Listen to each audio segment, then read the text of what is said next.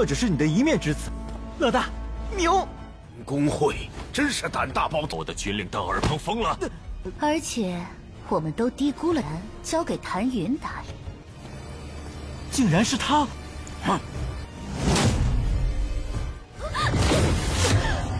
解决问题。Halo guys, welcome back to Kobe Movie. Dan walaupun hari ini lebaran dan harusnya Mimin libur, ya tapi nggak apa-apa deh, Mimin akan tetap melanjutkan sang Deo Pak Boy. Tapi agak sedih ya, karena Deo Pak Boy makin lama makin sepi aja penontonnya nih, sedih banget. Dimulai dari 60.000, turun lagi 50.000, turun lagi 40, dan sekarang jadi 30 ribuan guys. Aduh. Kayaknya udah pada nggak minat deh sama Deo Pak Boy kita. Tapi nggak apa-apa, tetap akan Mimin lanjutkan, oke? Di part ini seru banget karena kita semua bakal melihat Han Yun menemui ketua asosiasi alkemis dan wakil Miao. Bakal ada mata-mata yang mengikuti dia guys. Hebat juga nih mata-mata. Apa nggak ketahuan sama Deo Pak Boy kita ya? Siapakah yang berani gitu guys? So maka dari itu, kita masuk ke intro ya guys ya. 听到了吗？是任何。你果然有两下子，只可惜你的境界太。Kalau berdasarkan part kemarin, kita semua sudah melihat Han Yun yang tiba-tiba diserang oleh anaknya Jenderal Sima bernama Fei Er. Fei Er memang terkenal sangat hebat dalam menghabisi orang secara diam-diam, atau kita sebut juga sebagai assassin. Nah tetapi guys, dia salah pilih lawan tuh. Deo Pak Boy yang dilawan sama dia auto kalah lah, hehe.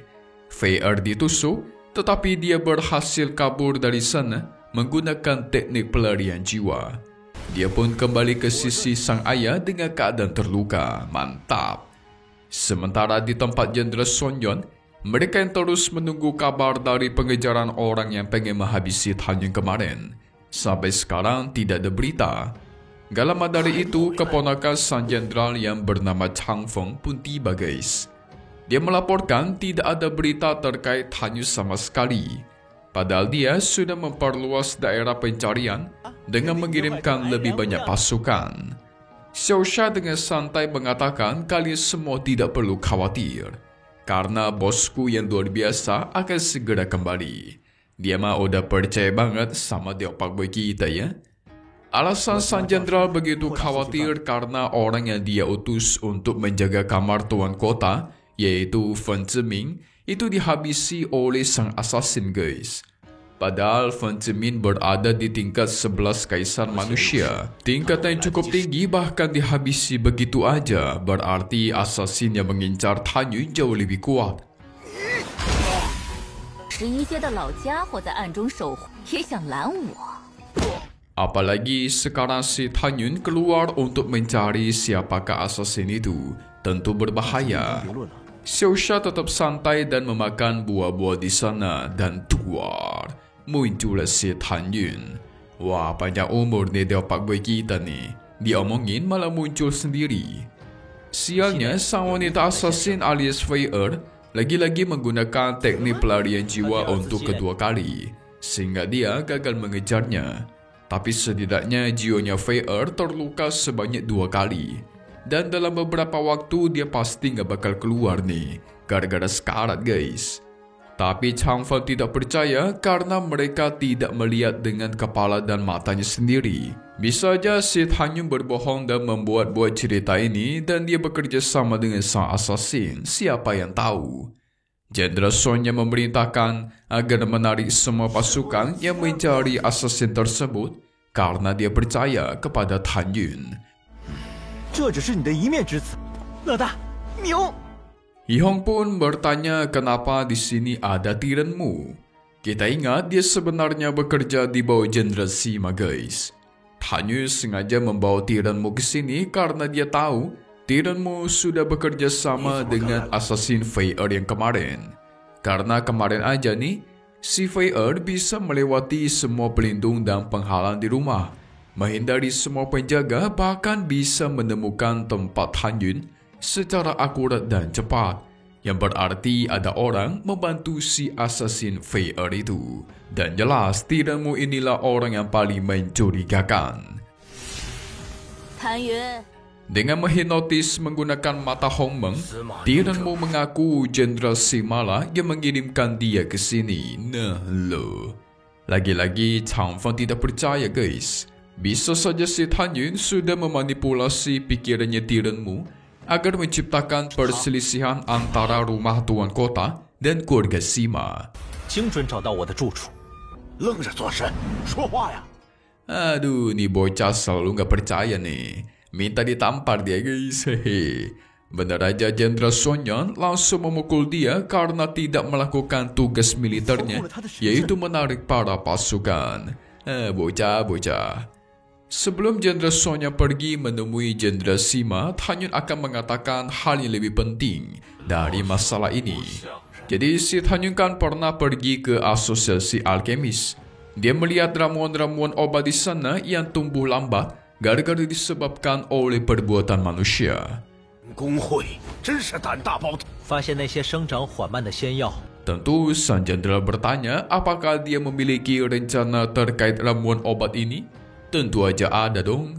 Maka dari itu sang jenderal bakal pergi menemani dia dalam membersihkan kejahatan ramuan obat itu. 我的军令邓尔鹏疯了，将那些祸害都清干净。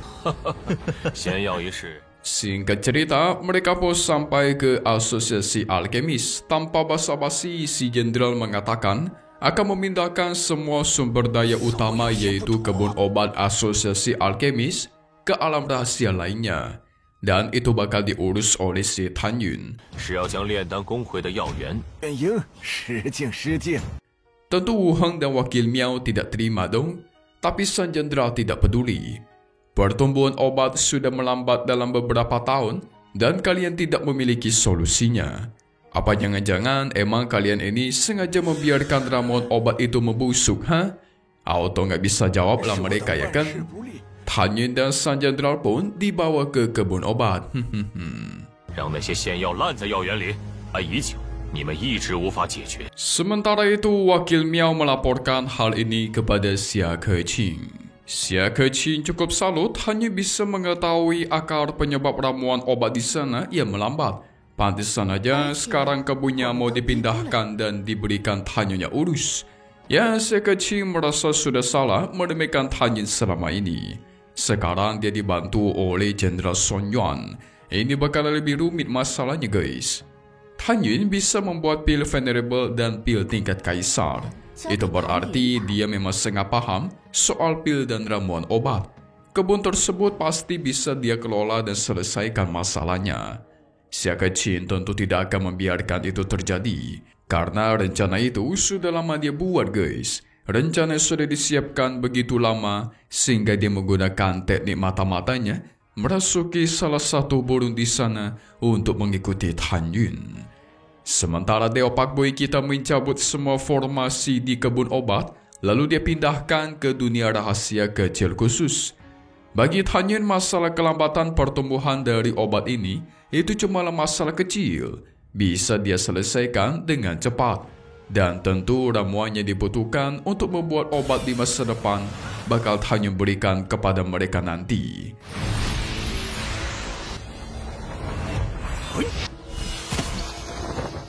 Wu Heng kesal guys.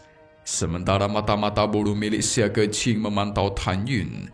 Dan Tan Yun sadar, tetapi dia pura-pura nggak tahu dulu nih. 走，我会给你们的。 留步吧。 Ketika di rumah jenderal, Chan Feng melaporkan sudah mengirim pasukan tambahan untuk memperkuat penjagaan. Chan Feng disuruh pergi bersama Tan Yun ke dunia rahasia nomor 32 buat menaruh kebun obat yang mereka ambil tadi. Ketika sampai, Tan Yun menaruhnya di atas altar. Chan Feng memperingati Tan Yun agar jangan main-main. Kalau ketahuan ada yang salah, maka kau tidak akan kulepaskan. Aduh, nih bocah minta dibungkam mulutnya nih. Justru Deo Pak Boy kita ada rencana bagus dan akan diungkapkan malam ini guys. Karena dia yakin pasti sang musuh akan menyerang kebun obat mereka lagi. Tentu aja dong, yang namanya ramuan obat sangat penting dalam peningkatan kekuatan. Para musuh tentu tidak senang setelah mendengar Tan Yunnya akan mengelola kebun obat baru, karena bakal meningkatkan kekuatannya serta kekuatan pasukan Jenderal Sun Yuan. Makanya dia yakin di malam ini pasti sang musuh ingin menghancurkan sumber obat itu dengan cepat. Dan benar aja guys. 等着看好戏吧。 Xia Keqing menghampiri kebun obatnya Tan Yun secara diam-diam. Nah, lo ketahuan kan? Tidak lama dari itu, Jenderal Sima pun datang ke tempat Tan Yun berada. Akhirnya pertunjukan besar ini bakal dimulai, kata dia. Jenderal Sun Yuan sengaja memanggil mereka datang ke sini untuk menonton satu hal. Langsung dia Pak Boy kita kasih unjuk dan tuar. Ternyata Xia Keqing sedang berada di dalam kebun obatnya Tan Yun untuk melancarkan aksinya guys. 竟然是他！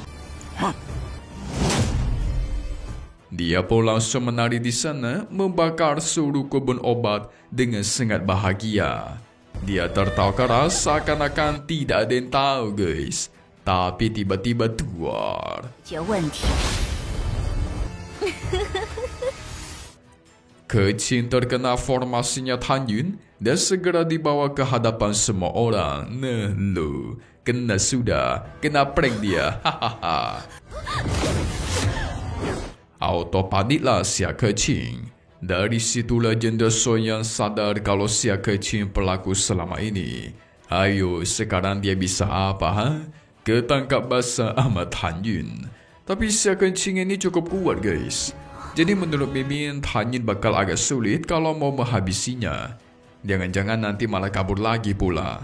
So, mari kita lihat gimana pertarungan mereka di masa depan. Ini bakal mantap. Langsung aja guys, spoiler buat part 377 Ni Tian Zhejun. Episode 398-nya, wow. Udah mau episode 400 aja nih guys, mantap gak tuh? Nah, jadi Jenderal Sima masih tidak terima atas keputusan Jenderal Sun Yuan yang mengizinkan Tan Yun memasuki kota. Karena dia percaya si Tan Yun memiliki rencana busuk untuk menghancurkan kota mereka. Tapi kau masih melindunginya sekarang, ha? Chang Feng tidak terima mereka yang menyalahkan sang Jenderal Sun Yuan. Tan Yun pun meminta si Jenderal agar membawa keluar penguasa kota, karena nanti semuanya akan terungkap. Xia Keqing yang pengen coba kabur tetapi Tan Yun cegah. Habis itu bakal bertarung tuh, seru. So, selesai dulu untuk part 376 Ni Tian Zhejun. Against the Sky Supreme, melawan langit yang tertinggi. Dan satu hal yang pasti cuma di sini ya guys ya. Go Be Movie. Thank you buat kalian semua nonton dan selalu support channel Mimin. Semoga kalian semua sehat selalu. Memang pamit undur diri dulu. Kita bakal ketemu lagi di video-video selanjutnya. Oke kalau gitu. See you guys.